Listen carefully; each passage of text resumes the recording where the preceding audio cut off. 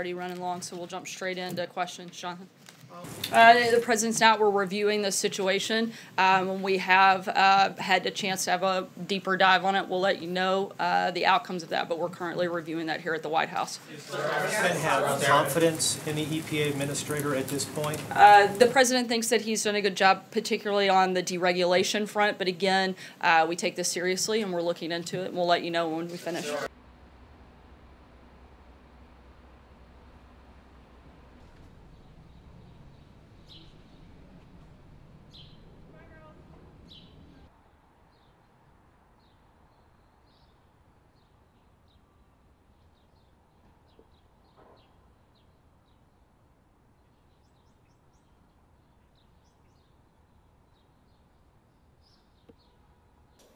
Administrator Pruitt.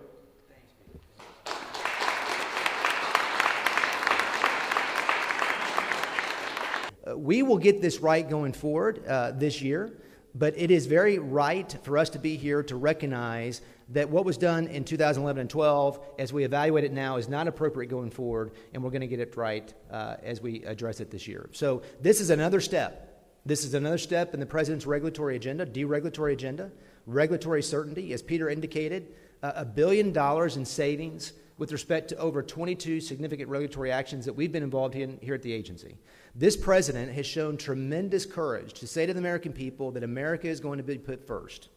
And I think this midterm evaluation, the auto sector, the importance of auto manufacturing in this country, the President again is saying America is going to be put first. And we have nothing to be apologetic about. 100 state legislators who helped to implement the law and who support the state of Oklahoma, like 36 other states across the country, had a very clear choice to make and made a decision here not to set up a state health care exchange. In his new role as the ranking member of the committee, you are here, even if you have a scratchy throat.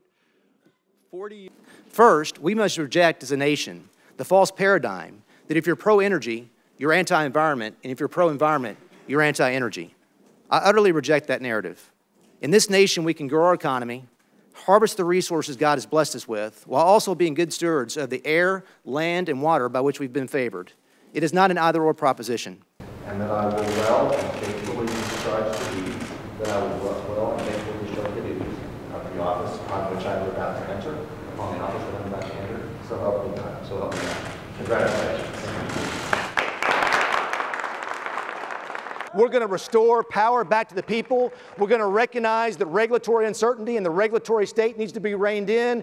We're going to make sure that the states are recognized with the authority they have, and we're going to do the work that's important to advance freedom and liberty for the future.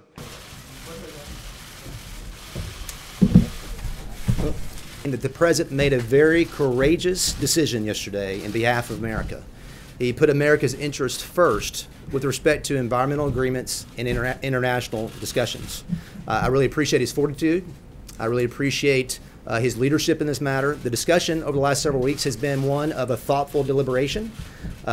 He heard many voices across a wide spectrum of vantage points, and the President made a very informed and I think thoughtful and important decision for the country's benefit. The President made a very informed and I think thoughtful and important decision for the country's benefit. Scott Pruitt has done an amazing job, an incredible job in a very short period of time, and most people love him. There are a couple that don't, but that's okay, right?